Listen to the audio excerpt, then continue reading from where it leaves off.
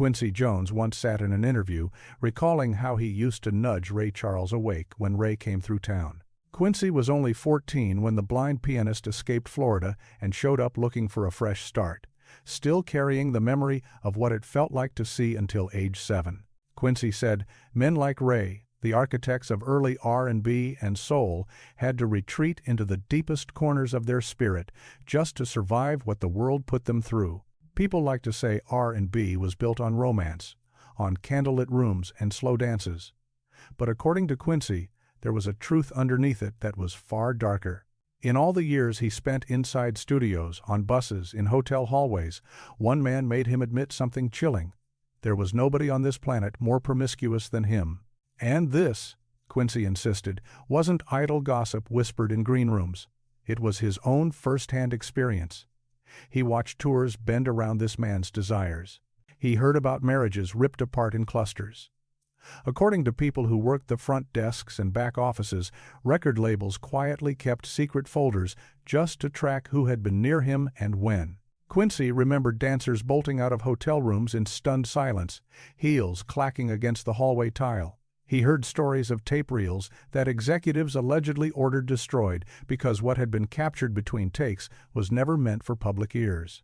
And he was present when a scandal born from one night of this man's pleasure almost pushed an entire label into financial freefall. For decades, the industry treated this as a file that should never be opened. Today, we crack that drawer. Quincy's stories lead us through 10 men whose lives blurred genius and desire until you couldn't tell where the music ended and the addiction began. And somewhere in this list, hidden between leather, incense, jealousy, and quiet smiles, lies the man Quincy believed was the most promiscuous R&B star who ever lived. Marvin Gaye, the addicted lover. To understand Marvin Gaye, you almost have to split him in two. On one side, there was the public visionary who reshaped American soul, the man whose voice scored protests, bedroom confessions, and late-night drives. On the other, there was the private figure whose life became an endless loop of desire, shame, and compulsion. The deeper you follow that second man, the more the darkness starts swallowing the light. Marvin stepped into the 1,970 seconds carrying wounds that never really closed.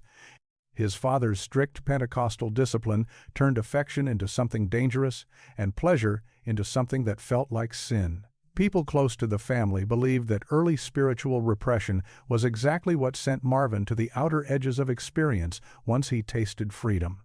When he realized he could choose his own temptations, he chased them until there was nothing left but the edge. During the What's Going On era in 1971, Motown staffers began to notice a pattern that no one wanted to say out loud. Marvin would arrive at the studio looking either emotionally overstimulated or physically drained, eyes distant, movements slow. According to one producer, Marvin treated intimacy the way other artists treated vocal warm-ups.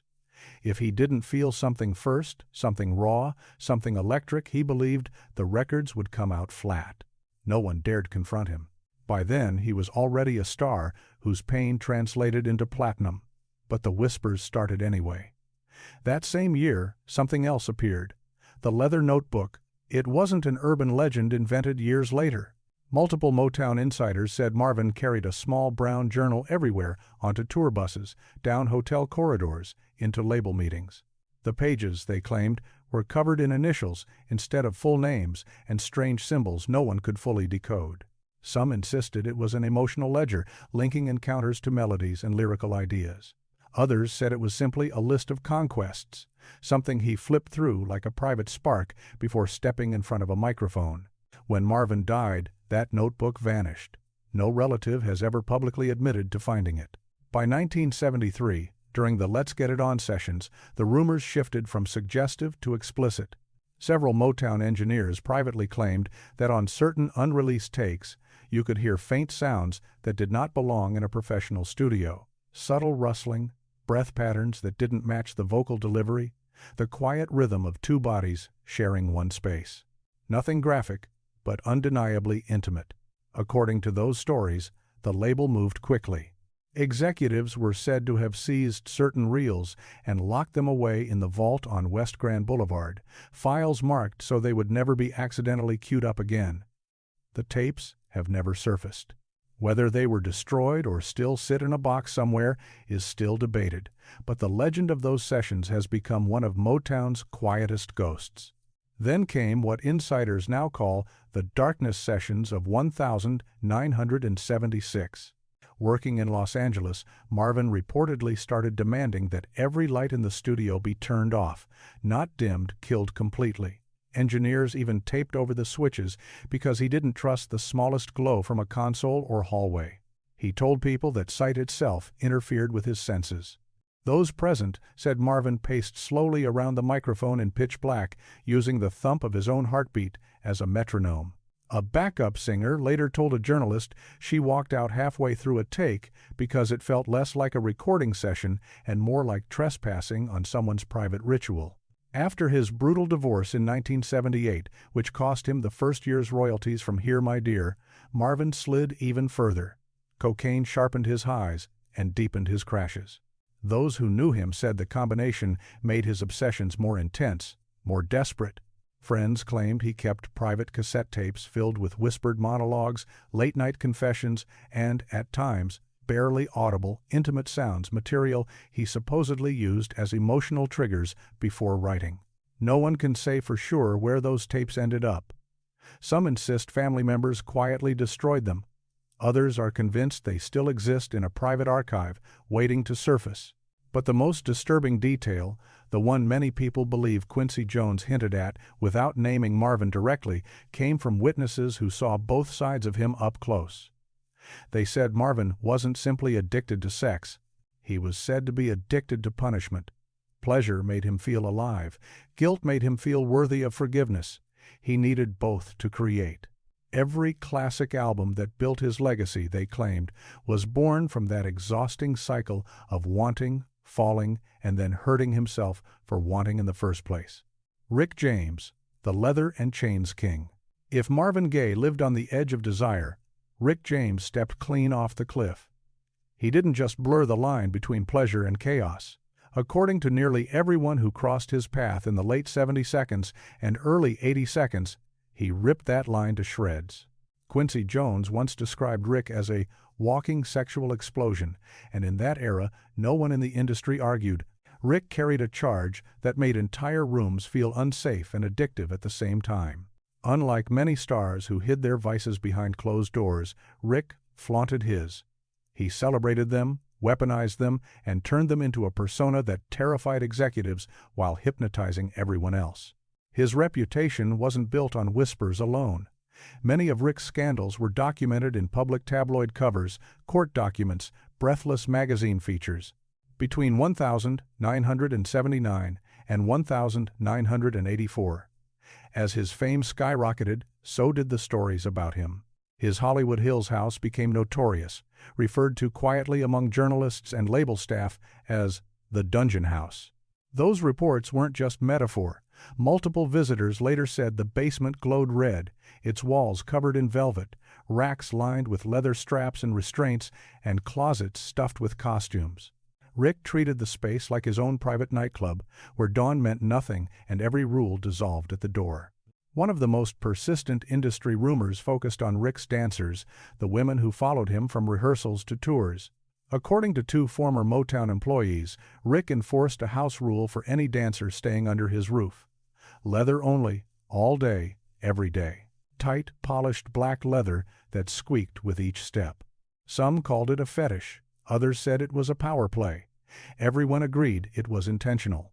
Rick believed visual control kept the energy in his house at the fever pitch he needed. A former assistant recalled an afternoon in 1982 when Rick demanded the air conditioning be turned off because the leather needs to cling more. The dancers didn't debate. They stood there in rising heat, beads of sweat forming, waiting for Rick to announce the night's agenda. Then there was the moment that studio technicians still talk about the chained entrance. It happened in 1981 at Record Plant in Los Angeles, the day Rick arrived to overdub vocals for street songs. Staff were prepping the booth when the hallway suddenly fell silent. Rick walked in wearing black boots and a studded jacket, and behind him came two women, each attached to him by a thin leather chain clipped to a collar around her neck. They matched his stride perfectly, as if walking a runway designed for him alone. Engineers froze mid-conversation. A production manager instinctively stepped aside, giving them a path like they were royalty no one had been warned about. The women kept their eyes down, their movements synchronized and controlled, like choreography without music. No one dared ask what was happening. Rick moved straight toward the booth, chain still wrapped in his hand. But the true shock came hours later. According to an assistant, after the late-night session, Rick led the women back out the same way they had entered, collars on, chains clipped past executives who suddenly found reasons to look in the opposite direction. No official complaints. No memos. No investigations. Everyone understood the unwritten rule of that period. If Rick James was involved, you pretended you didn't see anything you couldn't put in a press release. Throughout the early 80 seconds, the stories multiplied. Nights soaked in drugs that bled into mornings with no memory. Rooms packed with bodies in leather, smoke curling in the air, and music pounding so loud it blurred reality. Dancers vanished from his circle without explanation. Hotel staff, it was said, received extra cash just to forget what they had seen. Rick didn't just have a fetish. He constructed an entire universe around it. And anyone who entered that world had to obey his rules or leave. If Marvin wrestled with desire, Rick James surrendered to it entirely. He didn't hide his compulsions. He profited from them. And in Quincy's recollection, no R&B star ever carried sexual energy as theatrical, as loud, or as dangerous as Rick James. Prince, the genderless temptation. Prince didn't simply arrive in the music industry. He slipped into it like a beautifully tailored threat. Even among the giants of the 1,980 seconds, he projected something nobody could quite define, a force that merged gender, desire, and danger until they felt like the same sensation. Quincy Jones was once quoted as saying that Prince was sexy in a way that made even straight men uncomfortable, and when you dig into the stories behind the purple glow, that line makes unsettling sense. Prince grew up small in stature, quiet, often overlooked. That early invisibility became his weapon. It sharpened his sense of control, taught him how to direct a room's attention with a single movement, a single glance. From that foundation, he built a persona so charged that it felt almost supernatural. By the time the Dirty Mind era hit in 1980, Prince had mastered the art of turning other people's discomfort into his own dominance.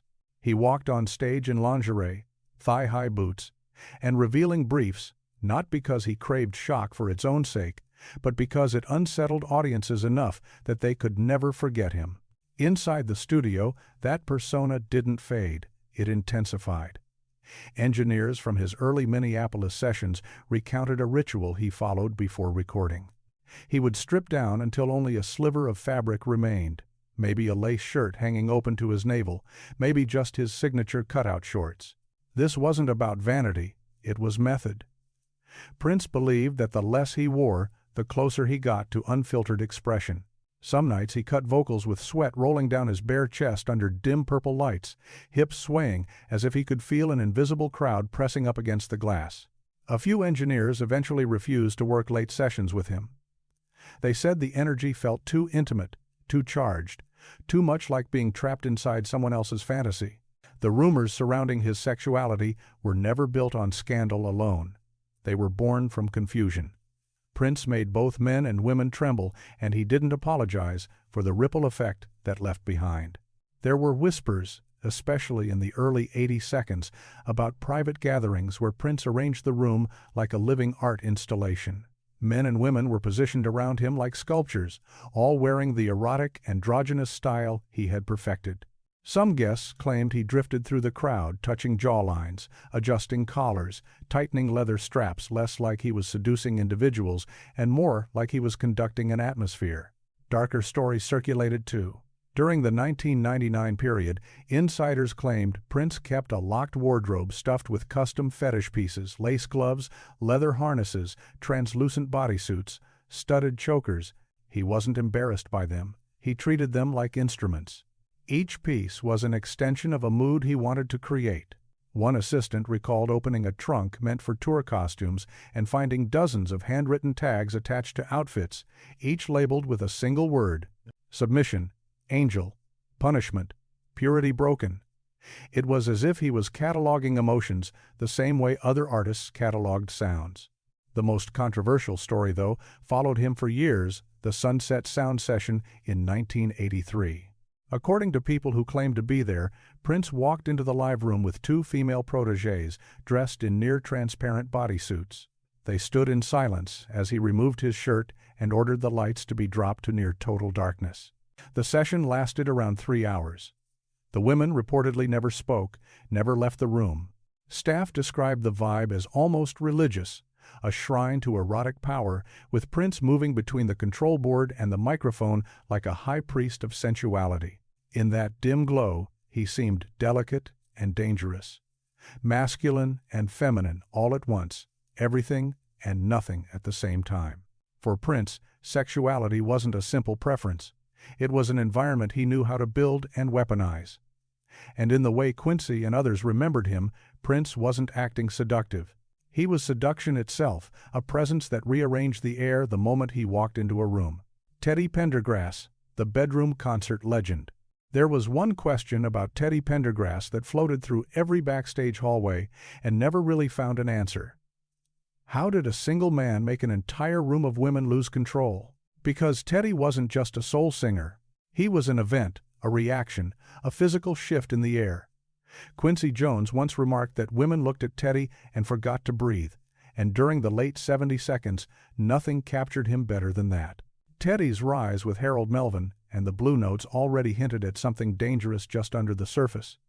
Even before his solo career, he carried an intensity that didn't feel completely safe.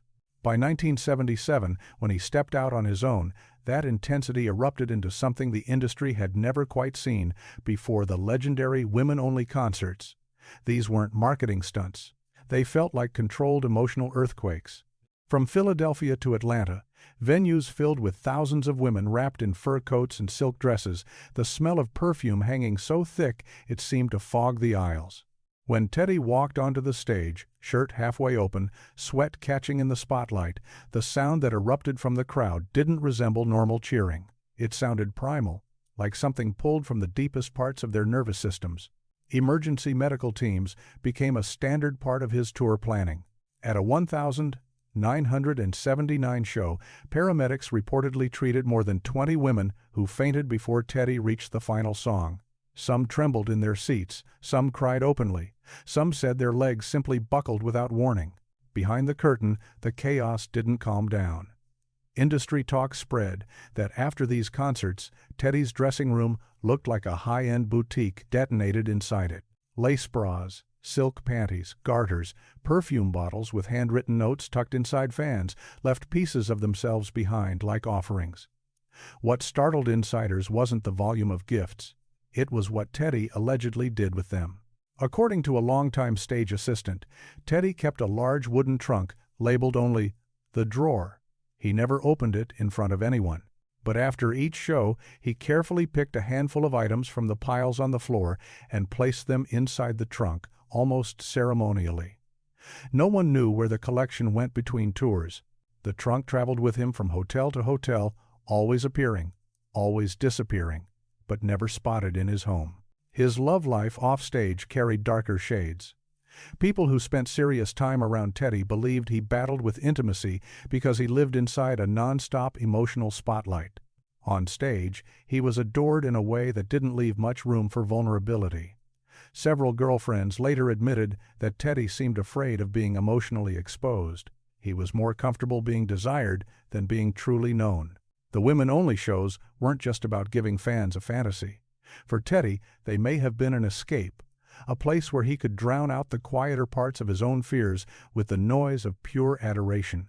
Then there was the rumor that he kept overlapping long-term relationships orchestrated so precisely that each woman believed she was the central figure in his life. Some insiders claimed he ran an unofficial 2-to-1 structure years before anyone gave the pattern a name. Others said managers helped coordinate schedules to avoid emotional collisions. In the end, the most haunting thing about Teddy Pendergrass was simple. The force that made him irresistible was the same force that locked him in a kind of emotional isolation.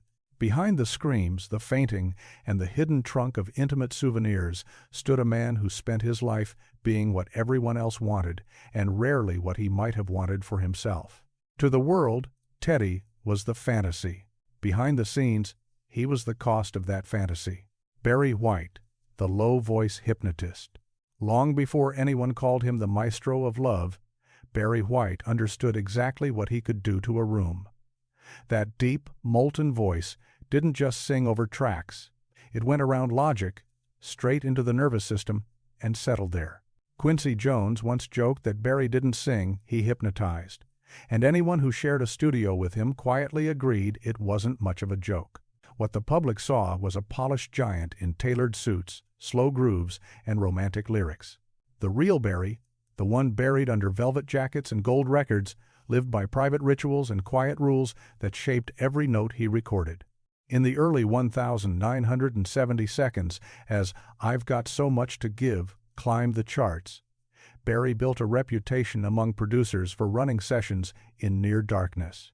He couldn't stand harsh lighting. He said it ruined the mood. MGM studio staff later admitted that at his request, regular bulbs were swapped out for low-watt amber lamps designed to imitate a bedroom at midnight. But he didn't stop at the lights. Rumors spread that Barry insisted on keeping a full queen-sized bed in the live room covered in satin sheets so he could stay in character while working. One assistant recalled a session in late 1973 where Barry stretched out across the bed, lyric sheets in hand, humming into the mattress fibers and saying he needed the vibrations to settle in his bones before stepping up to the mic. The most persistent stories, however, centered on smell. People close to him said Barry used a personal oil blend, frankincense, patchouli, and a secret musk he never disclosed, designed, some believed, to trigger physical responses. Engineers claimed the scent clung to the booth for hours after he left. A background vocalist once described walking into Studio B right after one of his vocal takes and feeling lightheaded and flushed for no reason she could explain, insisting the room felt wrong, as if she'd walked into someone's private atmosphere instead of a workspace. Barry's romantic life mirrored his studio intensity. He married young, but by 1974, insiders claimed he was managing several long-running relationships at the same time. One woman told a journalist that Barry treated love like arranging harmonies. Every voice had its place, even the ones that weren't supposed to be there at all. There were ongoing whispers that he preferred jealous partners because jealousy, to him, meant passion. Several girlfriends allegedly clashed backstage during his 1975 tour, each convinced she was Barry's true center of gravity. Then came talk of what friends called his evening rituals. According to those close to him, Barry prepared for intimate encounters the same way he prepared for sessions. Low, dim lights. Music carefully adjusted to a slow 72 BPM. The same oil blend burning in a brass holder he carried from city to city like sacred equipment. When airline staff misplaced one of his bags at LAX in 1976, people on his team said Barry refused to check into his hotel until the case with the incense and oils was located. He supposedly told them he couldn't function without it. Behind the smooth image lived a man who curated every sensation: light, scent, temperature, even the feel of the air itself. Barry White didn't just perform sensuality. He engineered it from the ground up, and for the people who stepped into his orbit, it became hard to tell where simple seduction ended and something closer to hypnosis began. Al Green, the gospel Casanova. To the outside world, Al Green was the pure voice of Southern soul, the man who could rise from a velvet-toned whisper to a gospel wail in a single breath. But behind the glow of the spotlight and the later image of the preacher in the pulpit, there was a life much messier, more volatile, and more contradictory than most fans ever knew. Quincy Jones remarked that Al was sexy in a dangerous way because no one could predict when he would explode, and that unpredictability followed him like a shadow. Before he became an ordained minister in the mid-1980 seconds, Al Green's personal life was a maze of passion, jealousy, and emotional collisions. At the height of his fame between 1972 and 1977, insiders said he lived on two extremes at once: the gentle, scripture-quoting, romantic on stage, and the emotionally unpredictable lover once the doors closed. His relationships in that decade were legendary for how turbulent they became. Friends claimed Al rarely dated casually. When he became involved with someone, it was intense from the beginning, and he often maintained several of those intense relationships at the same time. The emotional friction, according to those around him, seemed to energize him. A former girlfriend said Al was drawn to possessive, fiery partners and believed that the more volatile the emotions, the more power he carried into the studio. There were even rumors that he allowed jealousy to flare between women at his mansion outside Memphis, standing back and watching arguments unfold like experiments in some twisted emotional lab. One infamous story traces back to October 1974, after a house party that stretched well past sunrise. A backing musician later claimed that two women who believed they were each living with Al confronted one another in the kitchen. The shouting escalated quickly, accusations flying. According to that account, Al watched silently for a long moment, only stepping in when one of them threatened to walk out of the mansion permanently. It was as if the emotional intensity fed something inside him that calm could never reach. The most unsettling rumors focused on control. Multiple insiders insisted Al had an unspoken rule for women he dated. They were not allowed to show any visible interest in other men, even in professional environments. One backup singer claimed that if he thought she spent too long talking to a male staffer, he would turn distant and cold for days. His jealousy, by most accounts, rarely turned explosive in public. Instead, it simmered quietly, tightening the air in whatever room he occupied. On stage, he radiated warmth and devotion.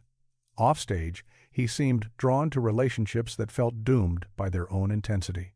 Several women close to him hinted that Al viewed romantic suffering as part of his spiritual journey. The more pain wrapped around a relationship, the more he believed it purified him. That belief created a disturbing cycle where he chased both love and emotional punishment at the same time.